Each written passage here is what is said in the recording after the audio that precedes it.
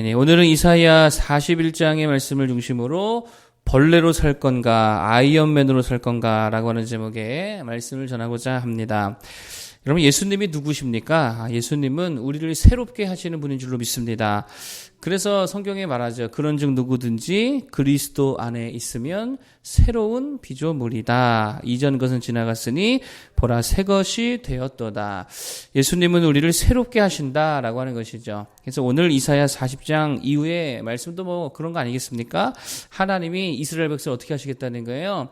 이제 새롭게 하시겠다. 뭐 크게 보면 그런 메시지를 주고 있다라는 것입니다. 그래서 우리도 마찬가지라는 거예요. 예수님으로 인해, 우리 주님으로 인해 새로워져야 될 줄로 믿습니다.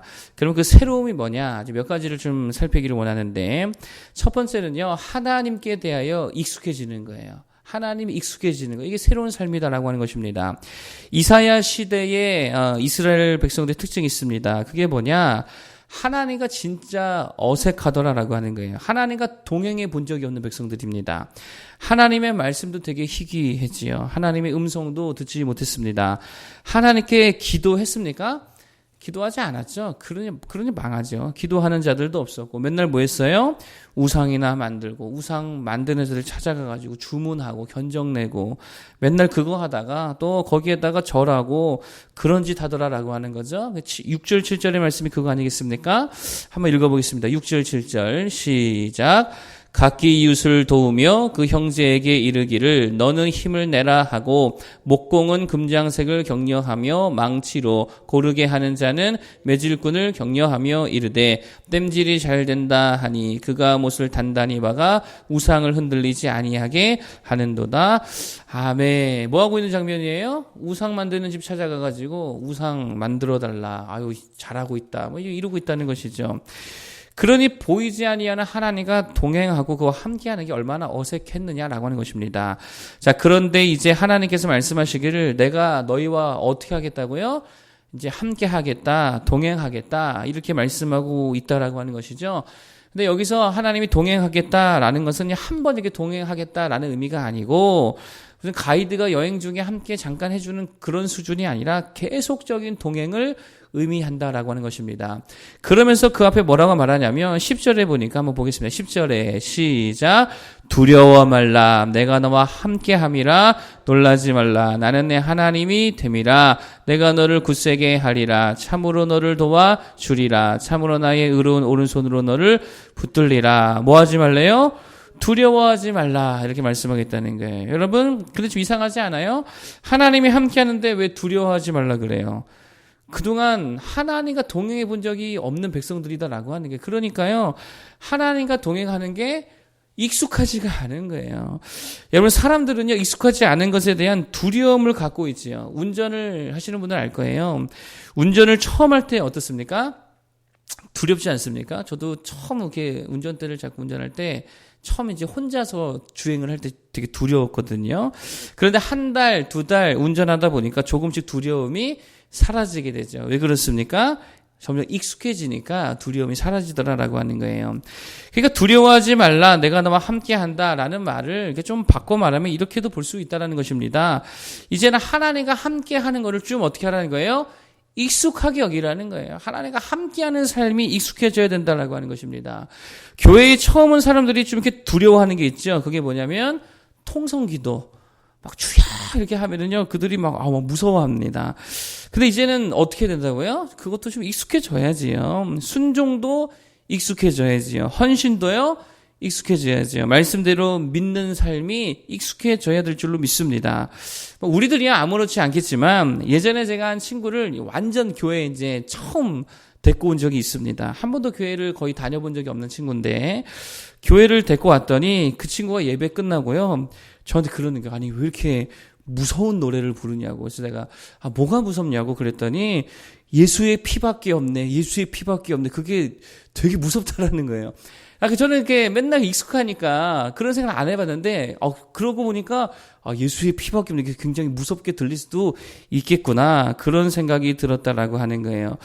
그런데 아직도 예수의 피가 무섭고 두려우면 되겠냐라고 하는 거예요. 우리는 어떻게 해야 돼요? 익숙해져야지요. 그게 사랑스러워져야지요. 전도가 아직도 막 두려우면 어떡합니까? 익숙해져야 될 줄로 믿습니다. 그렇게 하나님과 동행하는 것이 정말 익숙한 자들 되어서 두려움 가운데 가는 것이 아니고 기쁨 가운데 하나님과 동행할 수 있는 우리 모두가 되기를 축복합니다. 두 번째로 새로운 삶이 뭐냐? 준비가 좀 되어 있어야 된다라고 하는 거예요. 10절 중반에 보니까 이번에는 놀라지 말아라 이렇게 말하죠. 놀라지 말라, 나는 너희 하나님이 된다 말씀하십니다. 여러분, 사람들이 왜 놀랄까요?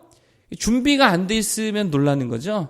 그렇죠? 전혀 준비가 안 됐는데 갑자기 누가 이렇게 하면은 놀래잖아요. 어릴 때 이렇게 놀이동산 같은 데 가면은 유령의 집이 꼭 있었습니다. 뭐 요즘에도 아마 있을 거예요. 그렇죠? 그런데 가면 엄청 놀래요. 왜 그렇습니까? 준비가 안 되어 있는데 불쑥불쑥 뭐가 튀어나오니까 엄청 깜짝깜짝 놀란다라고 하는 것입니다. 근데 거기 몇 번만 가봐도 놀래요, 안 놀래요? 안 놀래죠. 어디서 뭐가 나올지 다 마음의 준비가 되어 있을 때에는 전혀 놀라지 않습니다.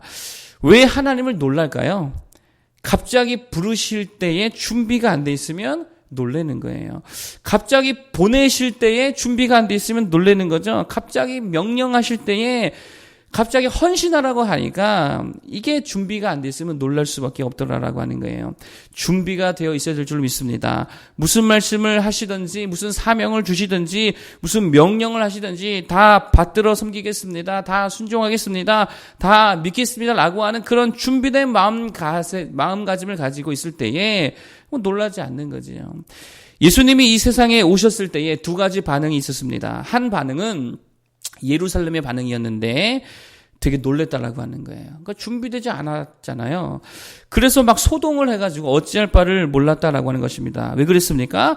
아무 준비가 없는데 갑자기 동방박사들이 오더니 유대인의 왕으로 나시니가 어디에 계십니까? 하니까 헤롯이 왕은 난데 왜 왕이 났다고 하는 거예요. 준비가 안 돼 있으니까 놀래가지고요. 막 자빠지더라라고 하는. 그러니까 그게 수긍이 안 되잖아요. 그러니 어떻게 해요? 야, 제거해버려. 그래가지고 아기 예수님 찾아가지고 죽이려고 그 난리를 치더라라고 하는 거예요. 그런데 동방박사들과 예수의 어머니와 또 아버지와 목자들은요, 천사의 연을 통해 마음이 준비가 되어 있잖아요. 그러니까 주님이 탄생하실 때에 기뻐하며 즐거워하며 함께 모여 찬미하더라라고 하는 것입니다. 여러분, 우리도 그래야 될 줄로 믿습니다. 가만히 그냥 맨날 먹고 자고 일하고 장가고 시집가고 뭐 공부하고 장사하다가 아무 준비 없이 갑자기 주님 오시면 그거 어떻게 돼요? 놀랄 거 아니에요. 놀래면 어떻게 되죠? 주님 거절하죠. 아니, 주님 아직 오시면 안 됩니다. 아직 안 됩니다. 쓰임받기를 거절하겠죠. 내 삶에서 몰아내려 하겠죠. 준비가 안 되면 그렇게 될 수밖에 없다는 거예요. 그러므로 늘 마음에 준비하고 살아야 될 줄로 믿습니다. 주님, 언제라도 주님이 원하시면 쓰임 받겠습니다. 언제라도 주님이 찾으시면 달려가겠습니다. 주님 말씀만 하시면 제가 준행하겠습니다. 이런 태도로 우리가 살아가야 될 줄로 믿습니다. 그럴 때에 무슨 말씀을 하시건 언제라도 갑작스러운 하나님께서 헌신을 요구하신다 하더라도 당황하지 않고 쓰임받아 하나님께 영광 돌릴 수 있다라고 하는 것이죠. 그래서 이 아브라함과 족장들의 창세기의 믿음이 나오잖아요. 그들의 믿음이 참 좋은 믿음이라는 생각이 듭니다. 왜 그러냐면 그들은 이 세상의 삶을 뭘로 보았어요? 히브리서에 보니까 나그네와 같이 여겼다 그래요. 나그네처럼 여겼더라. 그래서 주님이 언제라도 말씀하시면 이사 갈 준비가 늘 되어 있는 거예요. 나그네니까요. 여러분, 그 준비되어 있는 모습이다라고 하는 것이죠. 언제라도 말씀하십시오. 이사 가겠습니다. 어디라도 가겠습니다.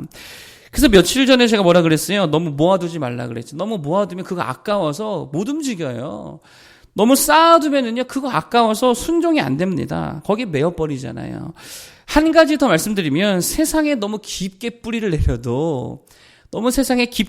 내려도 이게 순종이나 하나님 앞에 반응이 힘들지요. 세상 동의 회장을 너무 깊이 있게 감당하시거나, 동창회 임원을 너무 깊이 있게 하시거나, 그러면 하나님이 찾으실 때 뭐가 안 된다라고 하는 것입니다.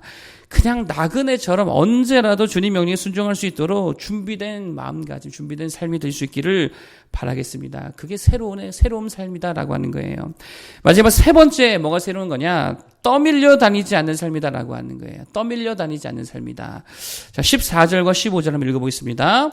14절, 15절 여러분들 한번 읽어주세요. 시작.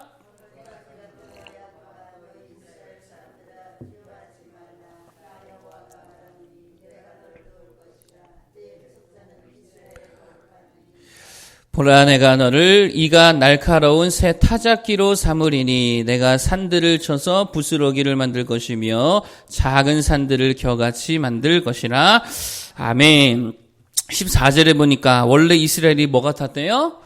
버러지 같더라. 버러지 뭡니까? 벌레를 말하는 거잖아요. 벌레 같았다라고 하는 거예요. 벌레의 특징이 뭐예요? 그럼 벌레의 특징이 뭐죠? 뭐 여러 가지를 말할 수 있겠지만 전 묵상하다 그런 생각이 들더라고요. 벌레는요 떠내려가는 인생이에요.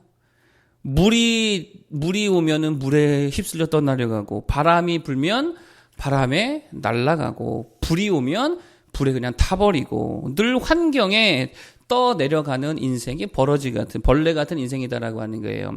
그 이전의 이스라엘 모습이었다라고 하는 것이죠. 자, 그런데 15절에 보니까 이제 뭘로 삼겠다고요? 이가 날카로운 새 타작기로 삼겠다. 그러니까 쉽게 말하면 뭐 공구 같은 거죠. 또 뭐 오늘날로 치면요 기계라고 생각하면 좋을 것 같아요. 기계의 특징이 뭡니까? 환경에 떠내려가지 않지요. 기계는요 강력하죠. 그래서 오히려 환경을 만들어 버립니다. 전기톱 하나 있으면요 나무를 다 깎아버려요. 군대에서 전기톱 가지고 나무를 깎는데 진짜 얼마나 빨리 깎는지 그냥 산 절반을요 그냥 나무를 다 깎아버리더라고요. 그러니까 기계는요 환경을 개척해 나아간다라고 하는 게, 불도저는 바위도 밀어버리죠. 포크레인은 산을 그냥 집어 삼켜가지고요 산을 옮겨버리잖아요. 여러분, 그러니까 벌레 같던 자들을 그렇게 강력한 공구, 강력한 기기로 바꿔주신다라고 하는, 그렇게 새롭게 하신다는 것이죠. 환경을 개척하고 바꾸는 강력한 존재들로 주님이 다 바꾸신다라고 하는 거예요. 가정 문화를 바꾸는 자들 되길 바라겠습니다. 거기 휩쓸려가는 게 아니고 내가 주도하고 다 바꿔버리는 거예요. 예배 문화로 바꾸고 기독교 문화로 바꿔버리고, 교회 분위기도 어떻게 해야 돼요? 다 바꿔버리는 거죠. 기도하는 분위기로, 뜨거운 분위기로 예배하고 정말 하나님을 신실하게 믿고 순종하고 헌신하는 분위기로 바꾸는 거죠. 세상도 우리가 다 바꾸는 거예요. 건전한 세상 분위기로, 정직한 세상으로, 아름다운 세상으로 바꾸는 거죠. 어제 함께 보았던 영상, 숀 스티븐슨 기억나십니까?